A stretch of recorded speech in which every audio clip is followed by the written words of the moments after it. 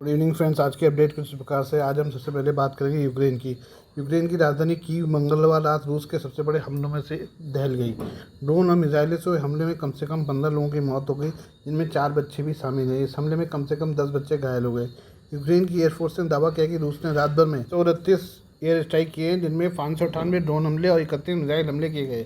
रूसी रक्षा मंत्रालय ने कहा कि रूस का निशाना यूक्रेन के मिलिट्री इंडस्ट्रियल कॉम्प्लेक्स और एयरबेस थे, जबकि स्थानीय अधिकारियों का आरोप है कि हमला सीधे रिहायशी इलाकों पर किया गया। कीव शहर प्रशासन के प्रमुख तैमूर ताकाचेके ने बताया कि मृतकों में 14 और 17 साल के 3 नाबालिग शामिल हैं। मृतकों की संख्या बढ़ सकती है क्योंकि बचाव दल मलबे से दबे लोगों को निकालने की कोशिश से जुटे हुए हैं। यूक्रेनी राष्ट्रपति व्लादिमीर जेलेंस्की ने हमले के बाद सोशल मीडिया प्लेटफॉर्म एक्स पर कहा कि रूस बातचीत की मेज के बजाय बैलिस्टिक हथियारों को चुनता है। हम दुनिया के उन सभी लोगों से प्रतिक्रिया की उम्मीद करते हैं जिन्होंने शांति की अपील की थी, लेकिन अब सैद्धांतिक रुख अपनाने के बजाय अक्सर चुप रहते हैं। रूस के रक्षा मंत्रालय ने बृहस्पतिवार को बताया कि उसने रात भर में यूक्रेन के 102 ड्रोन मार गिराए, जिनमें ज़्यादातर ड्रोन देश के दक्षिण पश्चिमी हिस्से में मार गिराए। स्थानीय अधिकारियों ने बताया कि ड्रोन हमले के कारण कास्त्रोदार क्षेत्र में अफीस्की तेल रिफाइनरी में आग लग गई, जबकि समारा क्षेत्र में नोवोकुइबिस्वेस रिफाइनरी में भी आग लगने की खबर है। हाल के हफ्तों में यूक्रेनी ड्रोनों ने रूस की युद्ध अर्थव्यवस्था को कमज़ोर करने की कोशिशों में रिफाइनरियों और तेल ठिकानों पर बार बार हमला किया है, जिसके कारण कुछ रूसी क्षेत्रों में गैस स्टेशनों पर तेल खत्म हो गया है और कीमतें बढ़ गई हैं। ताकाचेको ने कहा कि रूस ने एयर डिफेंस सिस्टम को चकमा देने में सक्षम ड्रोन, क्रूज मिसाइल, बैलिस्टिक मिसाइलें दागी हैं। कीव के 7 जिलों में कम से कम 20 जगहों पर हमला किया गया। करीब 100 इमारतों को नुकसान पहुंचा, जिसमें शहर के केंद्र में एक शॉपिंग मॉल भी शामिल है। हमले की वजह से हजारों खिड़कियों के शीशे टूट गए। यूक्रेनी वायुसेना ने कहा कि उसने देश भर में 563 ड्रोन और 26 मिसाइलों को मार गिराया और निष्क्रिय कर दिया। रूसी हमलों ने कीव के मध्य भाग को निशाना बनाया। निवासियों ने क्षतिग्रस्त इमारतों से टूटे हुए शीशे और मलबा हटाया। रूस ने ये हमला उस वक्त किया है जब कुछ ही समय पहले अमेरिकी राष्ट्रपति डोनाल्ड ट्रंप और रूसी राष्ट्रपति व्लादिमीर पुतिन के बीच अलास्का में बैठक हुई थी, लेकिन पश्चिमी नेताओं ने पुतिन पर शांति प्रयासों में ढिलाई बरतने और गंभीर बातचीत से बचने का आरोप लगाया है, जबकि रूसी सेना यूक्रेन में और भी गहराई तक घुस रही है। इस हफ्ते यूक्रेनी सैन्य नेताओं ने स्वीकार किया कि रूसी सेनाएं यूक्रेन के 8वें क्षेत्र में घुसकर और ज़्यादा जमीन पर कब्जा करने की कोशिश कर रही है। ये हम बात करें अभिजात शेखर आज़ाद की, जिन्होंने नबार्ड टाइम्स में नरेंद्र मोदी की चीन की यात्रा पर लेख लिखा है। प्रधानमंत्री नरेंद्र मोदी इसी सप्ताह चीन की यात्रा पर जा रहे हैं। भारतीय प्रधानमंत्री की 7 साल बाद होने वाली यात्रा को भारत चीन संबंधों में एक नई शुरुआत माना जा रहा है। एक रिपोर्ट में कहा गया है कि इसकी नींव चीनी राष्ट्रपति के एक सीक्रेट पत्र के साथ पड़ी थी, जिसने दोनों देशों के बीच संबंधों में निर्णायक मोड़ निभाने की भूमिका अदा की। ब्लूमबर्ग ने अपनी रिपोर्ट में भारतीय अधिकारियों के हवाले से बताया कि मार्च में चीन के साथ अमेरिका का व्यापारिक तनाव चरम पर था। उसी समय शी जिनपिंग ने भारत की राष्ट्रपति द्रौपदी मुर्मू से संपर्क किया था। रिपोर्ट में कहा गया कि इस पत्र को बेहद सतर्कता और जानबूझकर लिखा गया था, जिसमें अमेरिका की आर्थिक गतिविधियों पर चिंता व्यक्त की गई। द्विपक्षीय संबंधों को मजबूत करने की संभावना विचार करने के लिए नई कूटनीतिक पहल का प्रस्ताव दिया गया। जिनपिंग का यह पत्र ऐसे समय में आया था जब वाशिंगटन का चीन और भारत दोनों पर व्यापारिक दबाव बढ़ गया था। सूत्र के हवाले से रिपोर्ट में बताया गया था कि पत्र में उन सभी अमेरिकी समझौतों पर चिंता जाहिर की गई जो चीनी हितों को प्रभावित कर सकते थे। इसमें कूटनीतिक संबंधों को शुरू करने की बात कही गई और बीजिंग की पहल का नेतृत्व करने के लिए एक क्षेत्रीय प्रशासक का भी जिक्र किया गया था। सूत्र ने बताया कि यह जानकारी प्रधानमंत्री नरेंद्र मोदी को भी दी गई थी। ब्लूमबर्ग की रिपोर्ट में बताया गया कि कैसे यह बैक चैनल संवाद एक व्यापक बातचीत में बदल गया। जून तक नई दिल्ली ने बीजिंग के साथ फिर से बातचीत शुरू कर दी थी।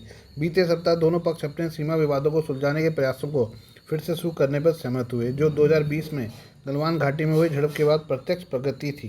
हालांकि संबंधों को ठीक होने में कुछ बाधाएं भी है। एक बाधा निर्वासित तिब्बती सरकार और 90 वर्षीय दलाई लामा के निधन के बाद उत्तराधिकारी के मुद्दे हैं। चीन सरकार ने उनसे 1793 के शाही अध्यादेश का हवाला देते हुए कहा कि चयन प्रक्रिया और उम्मीदवार को बीजिंग की मंजूरी लेनी होगी। दलाई लामा को भारत में राजनीतिक शरण दी है, जबकि निर्वासित तिब्बती सरकार भी भारत के हिमाचल प्रदेश से संचालित होती है।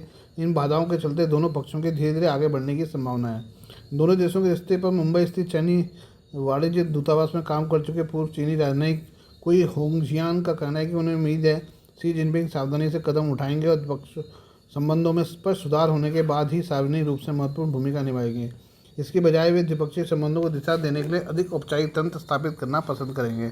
आइए बात करें एससीओ समिट की। चीन के तियानजिन शहर में होने वाले शंघाई सहयोग संगठन एससीओ समिट शिखर सम्मेलन में रूस, Bharat, Pakistan, Kazakhstan, Kyrgyzstan, Tajikistan, Uzbekistan, Iran, Belarus, तुर्की समेत 20 देशों के राष्ट्राध्यक्ष पहुंच रहे हैं। पिछले 10 सालों में होने वाले यह सबसे विशाल एससीओ शिखर सम्मेलन है। इसमें कम से कम 10 अलग अलग अंतर्राष्ट्रीय संगठनों के प्रतिनिधि भी शामिल हो रहे हैं। यानी शी जिनपिंग दुनिया का संदेश देने के लिए कोशिश कर रहे हैं कि अमेरिका अब एकमात्र सुपर पावर नहीं है, दुनिया में पश्चिमी देश के खिलाफ एक खेमा और तैयार हो चुका है।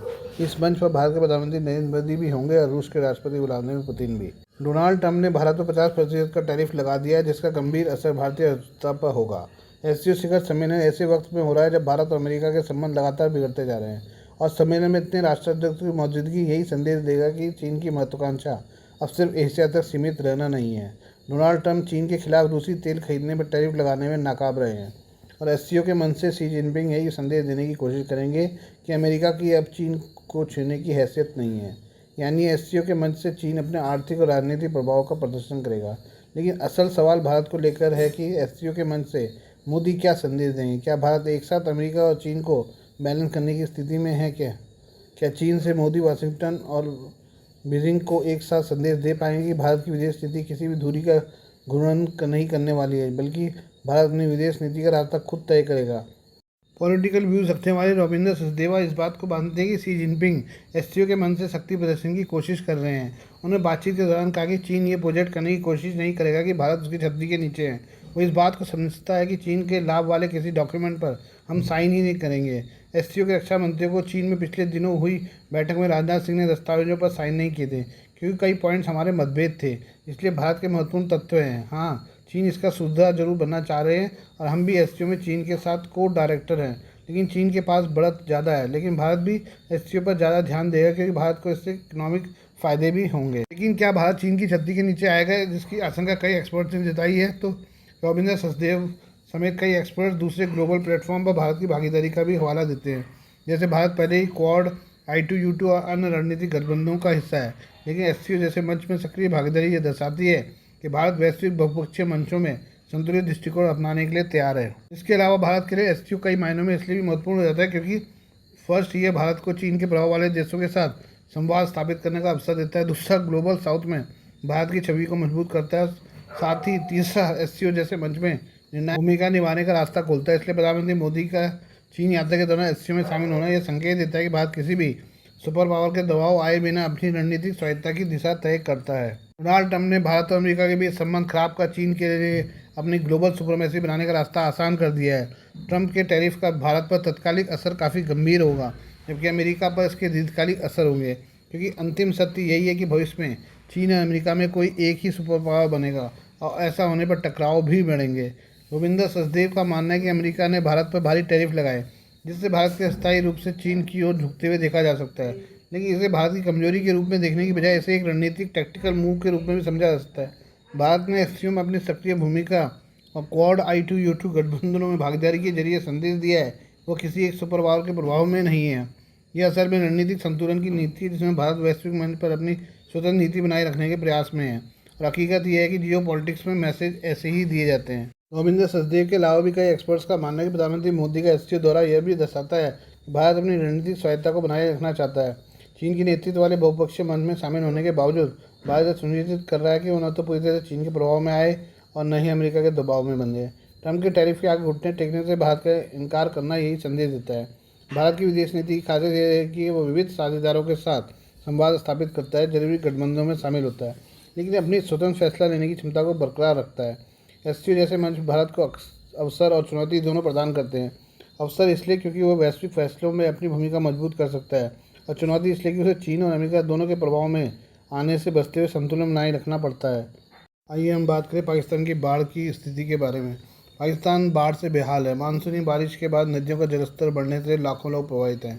वहीं सैकड़ों लोगों की मौत हो चुकी है। इस बीच पाकिस्तान के पूर्व उच्चायुक्त अब्दुल बासित ने भारत पर बड़ा आरोप लगाया। उन्होंने कहा कि भारत ने सिंधु जल संधि को स्थगित करते पानी को हथियार बना लिया है। हालांकि भारत ने पाकिस्तान जाने वाली नदियों में बाढ़ संबंधी जानकारी अपने उच्चायुक्त के जरिए पहले ही पाकिस्तान को पहुंचा दी थी। वहीं पाकिस्तान का आरोप है कि इसे सिंधु जल संधि के जरिए नहीं भेजा गया, इसमें बहुत कम जानकारी थी, जिस कारण उसे बाढ़ की मात्रा और समय का अनुमान लगाने में काफ़ी परेशानी हुई। भारत में पूर्व उच्चायुक्त अब्दुल बासित ने कहा, राजनयिक माध्यमों से बाढ़ की सूचना देने के भारत के कदम के 3 संदेश थे। पहला, भारतीयों के लिए इसने संकेत दिया कि भारत सिंधु जल संधि को निलंबित करने के मुद्दे पर कोई लचीलापन नहीं दिखाएगा। दूसरा, पाकिस्तान के लिए इसने यह संदेश दिया कि सिंधु जल संधि को पुनर्जीवित करने के लिए उसका दबाव अप्रभावी होगा। तीसरा, दुनिया के लिए इससे यह दर्शाया कि भारत ने मानवीय आधार पर कार्रवाई की। जिसने मौजूदा तनावों के बावजूद एक मानवीय और विचारशील पक्ष का प्रदर्शन किया। उन्होंने आरोप लगाया कि ऐसा प्रतीत होता है कि भारत ने जानबूझकर पानी जमा किया और पाकिस्तान को भारी नुकसान पहुंचाने के लिए उसे भारी मात्रा में छोड़ दिया। पानी के हथियारीकरण और आक्रामकता के एक उपकरण के रूप में इसके इस्तेमाल की निंदा की जानी चाहिए। हालांकि जलवायु परिवर्तन ने भी इसमें भूमिका निभाई है। अगर भारत ने इस संकट से निपटने के लिए सिंधु जल संधि के तहत पाकिस्तान के साथ सहयोग किया होता तो तबाही के पैमाने को कम किया जा सकता था। पाकिस्तान का कहना है कि इस मानसून में भारत ने तवी और सतलज नदियों में के संबंध में बाढ़ की चेतावनी जारी की, लेकिन स्थायी सिंधु आयोग का इस्तेमाल करने के बजाय ये सूचना इस्लामाबाद स्थित भारतीय उच्चायोग के जरिए भेजी गई। उसने आगे कहा कि ये चेतावनी में बहुत ही सीमित थी, जिसमें अक्सर उच्च बाढ़ क्लासिफिकेशन के अलावा कुछ नहीं था, जिससे पाकिस्तानी अधिकारियों को बाढ़ की मात्रा और समय का अंदाजा लगाना पड़ा। पाकिस्तान में बाढ़ से कई राज्य प्रभावित हैं। पंजाब के नारोवाल जिला में बाढ़ ने कहर बरपाया हुआ है। बाढ़ के कारण नारोवाल में बड़े पैमाने पर लोगों को घर बार छोड़ना पड़ा है। फसलों को भी भारी नुकसान पहुंचा है। ये 6 से सांसद पाकिस्तान के योजना मंत्री एहसान इकबाल ने बाढ़ प्रभावित क्षेत्रों का दौरा करने के बाद भारत पर इस आपदा को बढ़ाने का आरोप लगाया। Please do like, share and subscribe this channel of my news, views and analysis by Prakash.